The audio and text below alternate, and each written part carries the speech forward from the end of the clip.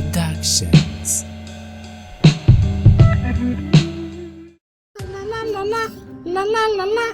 Elmo's World. Wait. No. What? Elmo's gonna be the new host of this Yeah Man TV? I don't think so. Monsters, what do you think? Haha, Elmo's on the Yeah Man TV. Well, you can be, that's cool, groovy, yeah, but anyways, hiya Monsters, and thanks for stopping by. Yes, of course, we have a guest tonight. Okay, so why does Yeah Man have Elmo on the show? Well, it's because of tonight's stories, and Monsters, I hope you're ready, because we have 3 very creepy Tickle Me Elmo stories. So Elmo, what do you think of your toy? Oh, well, Elmo doesn't really play with toys. Elmo's too busy out there making that money. Ah, okay, I see. Well, how about you, Monsters? Elmo's been on Oprah. Okay, And Elmo's been on Ellen DeGeneres. very cool. And now Elmo's been on Yeah Man TV. And we're very happy to have you, Elmo. But I think it's time to start the stories. So, Monsters, make sure you got your baseball caps turned backwards. Can Elmo do it? Get ready to tickle Elmo's belly and let the Elmo stories begin. Why I will never trust a Tickle Me Elmo again. In the small town I live in, we have around 4,000 people. Our town being so small and containing so little people, our options for stores are very limited. If we want to go to a major store, we would have to drive 30 minutes out to the closest mall or 45 minutes out to the closest Walmart. When it came time to buy gifts, whether it be for Christmas or a birthday, most of our residents would go to the local small market, which sold a couple of electronics and small selections of jewelry. Gifts for children were an easy fix, as we had a decent toy store owned by one of our older residents. He was an 86-year-old man, and we all called him Papa Bear. He was loved by all the children, and he always made sure he stocked the newest and best toys in the store. Another thing, he always made sure to keep prices lower than all the major toy stores, and even Walmart. Now, our town was very lucky to have Papa Bear, and even at the age of 17, I visited him at least once a week. On the day of my 18th birthday, I received my first laptop from my mother, and my father gave me the keys to his old Chevrolet Camaro, which was pretty cool. And my aunt and uncle gave me a check for $300, which when I tried to cash it, my bank declined it. And my poor old grandmother bought me a Tickle Me Elmo from Papa Bear's toy shop. Now, I did not have the heart to return the gift or to tell my grandmother I was far too old to play with the toy she had gotten me. So, with a grin, I hugged my grandmother and thanked her. I placed the Elmo on my side table beside my bed, and I got comfortable on my bed to watch some dumb videos online after my birthday celebration. After around 2 hours of watching videos, I dozed off. I was brought out of my slumber to the sound of Elmo giggling. After giggling, it said, Hug me and don't let go. Thinking, what the hell? But I grabbed it and gave Elmo a hug. When I stopped hugging it, the doll said, Now hug me tighter till your arms get tired. Getting a little annoyed as it was in the middle of the night, I turned the doll off and placed it back on the side table beside my bed once again. Now, I quickly forgot about the toy for the next couple of days as I was busy packing all my stuff and getting ready for college. Around 4 days later, I was having trouble falling asleep. My mind was racing from the anticipation of moving to one state over to attend college. This is the first time I am ever leaving the town I live in, and I am filled with both fear and excitement. After about 30 minutes of lying down, I hear the Elmo doll talking to me again. I bring him to the bed where I hear him telling me, Hug me, hug me. Elmo loves being hugged. Getting again a little annoyed that he is turned on, I decided to take the batteries out. When I opened the back flap, I noticed that there's a small vial placed underneath the battery pack. I carefully take it out and place it in the drawer in my side table. The next morning at 6 a.m., I head over to the police station with the Elmo and the vial. When I go inside, I show them the vial and the doll. The police take the vial from me and tell me that they would look into what it was. 18 hours later, I'm unpacking all my stuff in my dorm room. I get a phone call and I answer it. My mother and father are in custody for the attempted murder of me.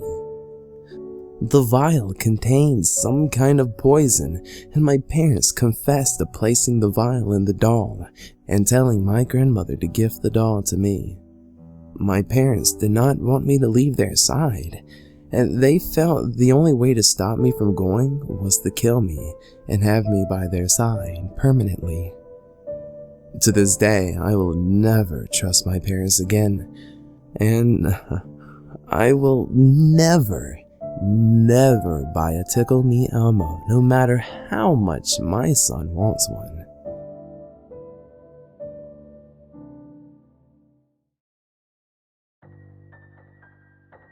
The Creepy Elmo. I have always been a kid at heart. When no one is looking, I will push the buttons on all the toys in the toy aisle and giggle like an idiot. I can't help it. I just love to hear them sing and watch them move. Now, something really horrible happened though, a few years back when my kids were small.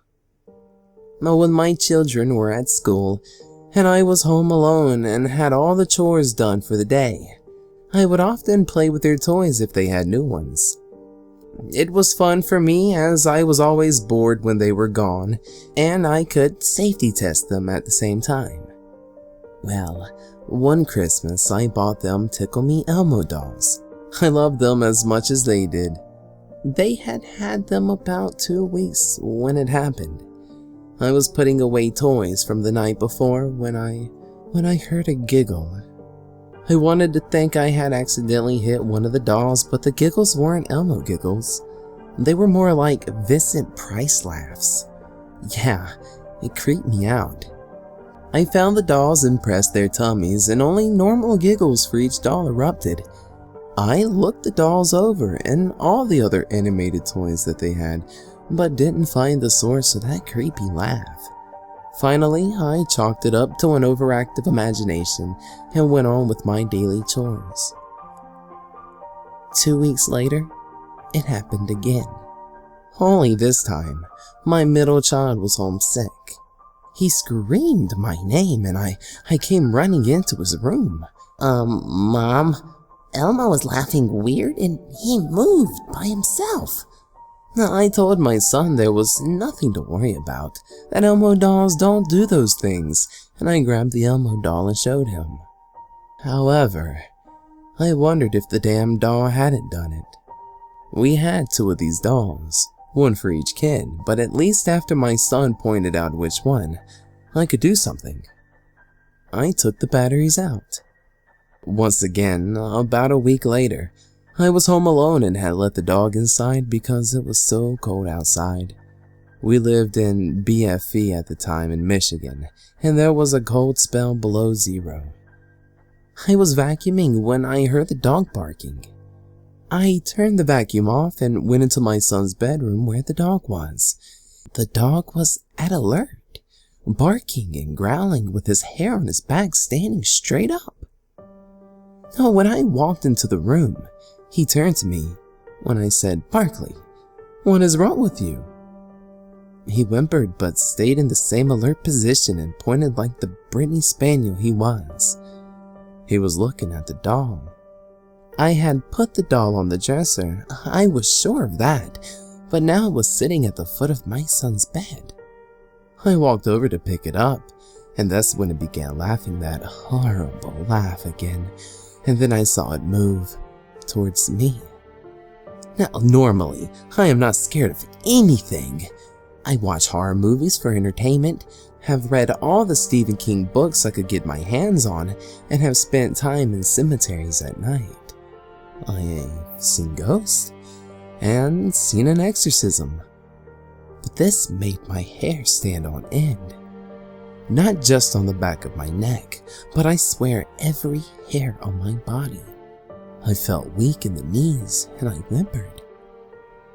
That's when Barkley attacked it. As he was tearing it apart, the room grew colder and colder. I could see my own breath. The doll began screaming as loudly as I was screaming. Then suddenly, it was over. Or so I thought. I picked up what remained of the doll and put it in the burn barrel behind the house. Though it was like Arctic cold outside, I still placed that doll on fire with gasoline and a match. I was thinking it must be possessed, so I was standing there praying as it burnt. The smoke that was billowing out of the barrel was the darkest black smoke I had ever encountered, and it smelled terrible. Like a cross between sulfur and something dead. Finally, I went back into the house, assuming there would be no more problems. I went to the local Walmart and bought yet another Tickle Me Elmo to replace the one I had burnt. I wasn't gonna explain to my 4-year-old and 5-year-old that the first doll was possessed by any means. It went over without a problem. Thinking the whole ordeal was over with, I tried to go back to my normal life. Well, that didn't exactly work out though. I started having nightmares about that freaking doll. I would wake up screaming, and my husband was beginning to think I was having a nervous breakdown. In all the dreams, that damn doll would come back with black eyes and a knife.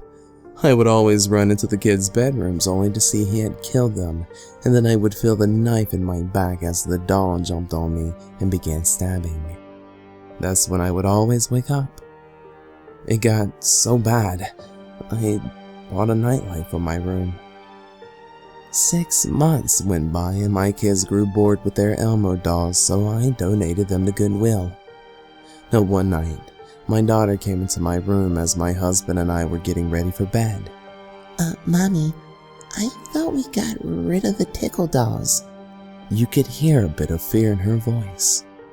Honey, I said as I turned around to face her with that feeling of dread rising up in my gut. We took those dolls to the Goodwill 2 weeks ago, remember? My daughter shook her head. Well, you missed one, Mommy. He was lying on my pillow when I went to bed, so I put him in the toy box. She started crying, and you could just hear the fear in her voice as she squealed. He's back in my bed, Mommy. I'm scared.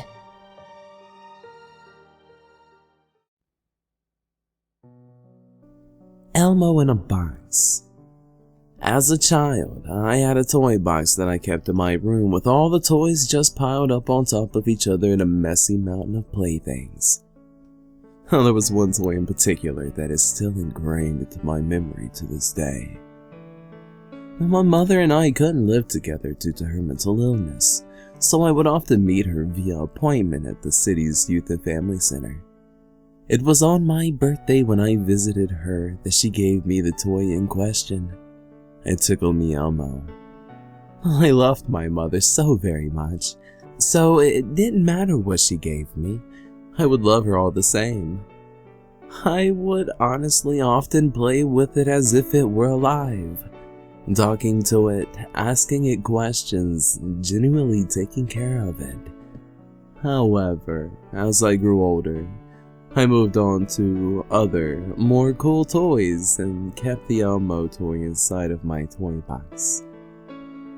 As I would learn one night, that was a very grave mistake. As I crept deeper and deeper into sleep that night, I was all but interrupted by the sound. You tend to hear a lot of sounds in the house in the dead silence of night, so I wasn't fazed by it.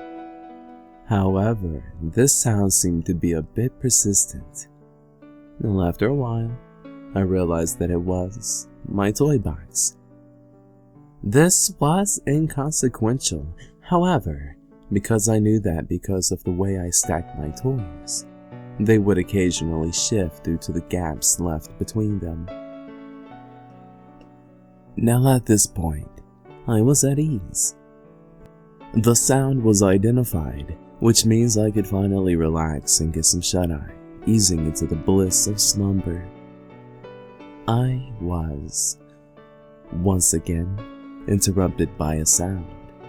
I froze up, realizing what it was. It was the muffled sound of a joyful laughter, a sound I hadn't heard for a long time. It was the sound that comes from a Tickle Me Elmo upon squeezing it. How could that be? Suddenly it hit me. Perhaps the shifting of the toys was causing the doll's sensor to go off, making it laugh. Relief from this conclusion allowed me, once again, to try and enter my long-awaited sleep. Or at least, that's how it would have been had the sounds not persisted. At random intervals, I would hear the subtle shuffle of the toys and the laughing of the Elmo doll. Needless to say, it was very unsettling. There shouldn't have been enough gaps to cause the toys to shift that much. After my annoyance reached its peak, I finally got up and made my way to that toy box. Upon reaching it, I noticed something. The lid of the toy box, even though I had made sure to close it before going to bed, was slightly open. In the gap that the opening made, a single plastic eye staring back at me. I chuckled to myself. This must have had been some practical junk. Perhaps, while I was in the bathroom, one of my aunts had came in to set up my toy box like this. Now they have had the history of pulling off pranks like this to try to scare me. Opening the lid, I picked up the Elmo doll and placed it on top of the dresser so it wouldn't involuntarily go off. Relieved, I slipped back into the comfort of my blankets.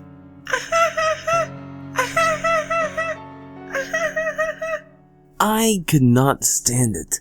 I quickly jolted up out of my bed, as if I was possessed, and went out of my room.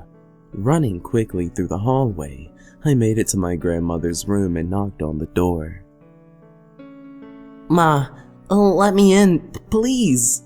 What's the matter? Do you have any idea what time it is? I was slumped onto my knees in front of that door at this point. "Just let me in, Ma. Please. There's something weird going on in my room. I'm scared." I heard the sounds of footsteps behind the door, and suddenly, the door opened.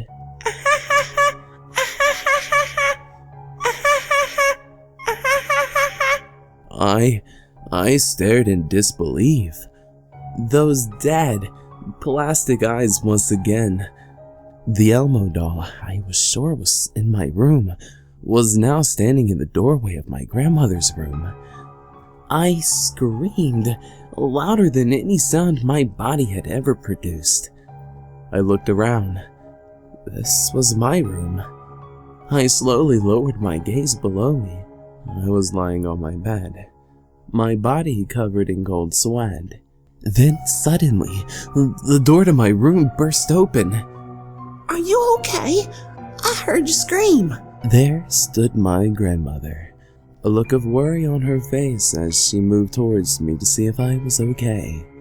"Ma, I had the most horrible dream." I managed to blubber out between my cries as I hugged her. Calming within my grandmother's embrace, I peered up at what was in front of me. There, on the dresser, sat the Elmo. His dead gaze was fixed upon me. Once again,